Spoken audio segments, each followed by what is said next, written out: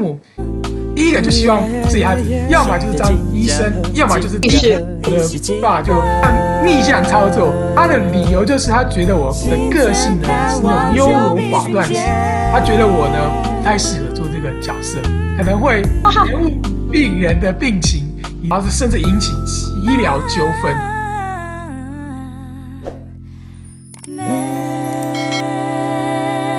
作为你要去读神学院，但是你的父母他们是怎么来看这件事儿的？是，我这个医学院是在这更之前是大学的事情。你在读大学的时候，你是去读医学院了，是吗？我本来有机会可以读医学院，但后来我没有去读。我简单讲一下这个过程，就是说是这样，就我们兄弟三人，我哥哥应该是最聪明的那一位。那我从小都很崇拜他，可以这样讲。那我哥哥呢，但是他在考大学的时候没有考好，所以他没有考上医学院。但他后来就是辗转的去转到这个相关的公共卫生学院里面，公共卫生系去读。那我就自己因为我说我崇拜他，所以我的高中要考大学的时候，我的志向目标也是我要考上医学院。那我很用功，我一样非常用功的努力的读书准备。那后来也的确，上帝也帮助我在考试上面，不像我之前在这个考高中的时候这个失常，这次考大学的时候我是超水准表现，这个我的分数出来比我模拟考都多了100多分啊，然后大概全国的排名可以排到前1000名，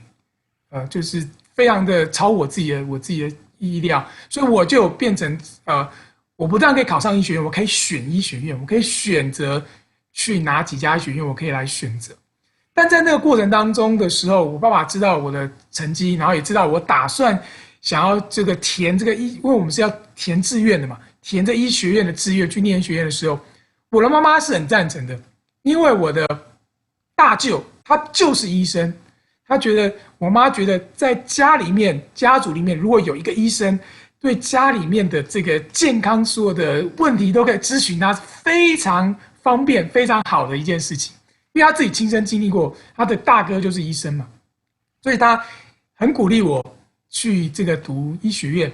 那我的爸爸呢，他就反而找我的牧师来跟我谈，他自己也跟我谈，找我的大舅，那个做医生的大舅也来跟我谈，就是目的就是叫我不要去念医学院，不要去读医生。这个大概对所有的华人父母完全是相反的一个做法跟思维吧。我想所有的华人的这个父母，第一个就希望自己孩子要么就是当医生，要么就是当这个律师啊，这两个top 2。但我的爸就逆向操作，他的理由就是他觉得我的个性呢是那种优柔寡断型，不太会做决定。他说医生呢常常就是抢救病人生死一线间，都要做一些非常重要关键的决定，而且很快做出来，要不然医生那个病人就不治疗，就可能很快就死掉了。他觉得我呢不太适合做这个角色，可能会误诊或是延误病人的病情，以至于这个害了病人，然后甚至引起医疗纠纷，所以他就请了我的牧师，也请了我的这个大舅，还有他自己都来跟我谈，就叫我不要去念医学院，不要去当医生，鼓励我呢去念呢他的专业化学工程，因为他说他所有化学工程的书呢，全部都可以给我拿来给我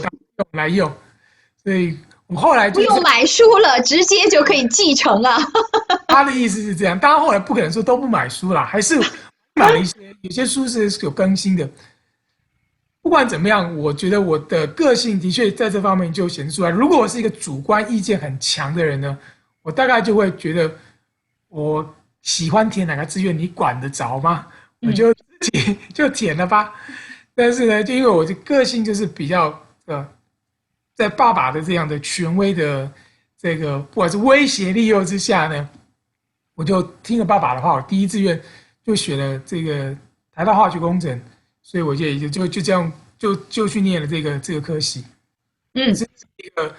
小小的这个插曲，但是我觉得上帝也就是让我看见说，如果我去念，我自己回想，如果念医学院的话，去做医生，首先我要花比较长的时间，在台湾是要7年才能够毕业，一般的大学是4年。我大学如果是念化工，像我之前我出来最后的这样选择，我念化工，然后去当完兵才花6年时间。我如果当初念医学院，我到那个时候还要毕业，怎么去奉献去神学院读书？我都已经进神学院的时候，我医学院可能还没有毕业。如果我当初念医学院的话，所以我觉得这是上帝的预备，是他已经有他的时间表，他有他对我的人生有的这个计划，他没有让我去选择做医生的这一条路，是他带领的。所以从牧师的整个的人生计划一步一步的，我们可以看到哈，当时您呢是想要去读神学院的时候呢，想要出来侍奉读神学院的时候呢，父母却是有他们的安排，希望你出国呀，希望你将来做不同的工作。但是当您真的说我要去读医生了，我要按我自己的想法去做的时候哈，或者说按我的境况来去为我自己量身定夺的去选一个前途的时候呢，神也出来干预，特别的又让爸爸变成了说不让你去医学院读书的这样一个拦阻。那然后又看到你要出国原来是你可能根本就没想要出国，但是爸爸却准备要让你出国留学深造。但是当你要走的时候呢，爸爸妈妈呢又开始拦阻了特别是爸爸又想了很多的方法告诉你不要去那儿。但是不管他们怎么计划，或者说不管你怎么计划，最终神有自己的计划，还是把您带到了加拿大，带到了美国，带到了真的他所说的，无论我让你往哪里去，你就要去，无论我让你讲什么话，你就要讲真的是耶利米先知的呼召。那谢谢给我们这么好的你的整个的这个信主经历的分享。自我勇敢的心已无畏惧。